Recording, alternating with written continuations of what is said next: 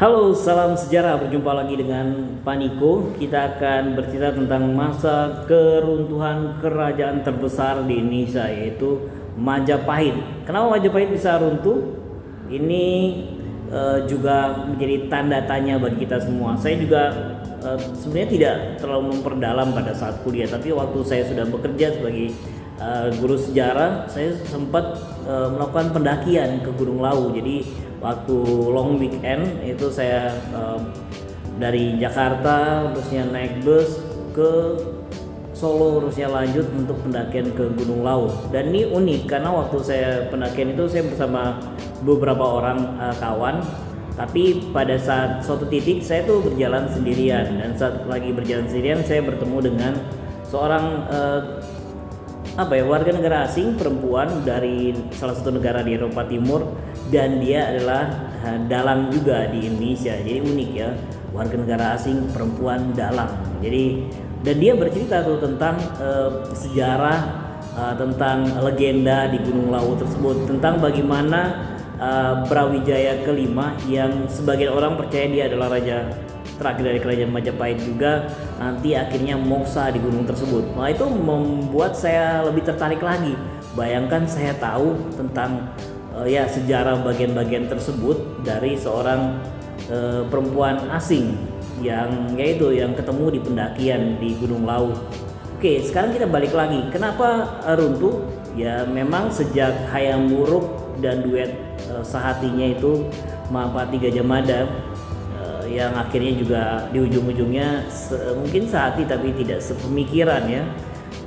Keduanya wafat dengan jarak yang berbeda tentunya, dan akhirnya masa setelahnya Majapahit diwarnai dengan perang saudara yang bisa dikatakan berdarah-darah dalam perang Paregrek ya.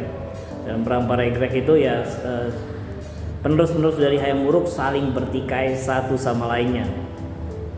Terusnya setelah itu ya mulai stabil lagi, tapi tidak pernah bisa mencapai puncaknya seperti sedia kala. Sampai juga dengan masa raja yang dianggap sampai melarikan diri ke Gunung Lawu, yaitu Brawijaya kelima. Jadi Brawijaya kelima itu, atau ada yang menyebutnya sebagai Bre Kertabumi ini, nanti akhirnya harus menyerah ya, harus menyingkir karena digantikan oleh Girindrawardhana atau Brawijaya ke-6. Nah, dia akhirnya harus sebagian percaya dia ke Gunung Lawu, dikawal oleh pengawal-pengawalnya dan pengikut-pengikutnya yang setia.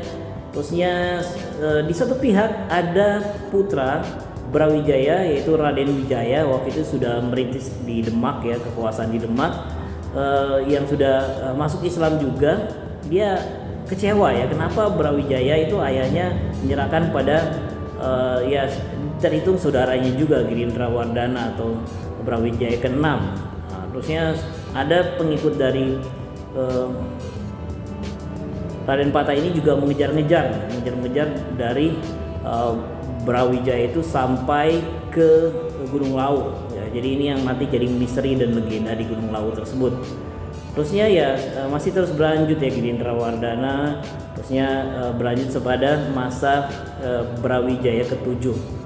Dan pada masa Brawijaya ke-7 inilah nantinya betul-betul kerajaan Majapahit ditaklukkan oleh penguasa Demak ketiga waktu itu, Raden Renggono, yang sudah memasuki masa-masa puncak juga, sehingga betul-betul kekuasaan Majapahit diperkirakan tahun 1527 berakhir.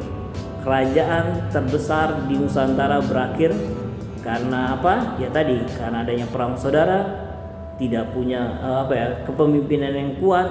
Jadi pertikaian internal dan kemampuan individu itu bergabung, akhirnya suatu kerajaan yang maha dahsyat, maha kuat bisa runtuh. Jadi kita berhati-hatilah, karena tiada yang abadi di dunia ini. Segala sesuatu yang kuat sekalipun bisa runtuh, dan kita bisa belajar dari tersebut. Itulah gunanya kita belajar dari sejarah. Salam sejarah.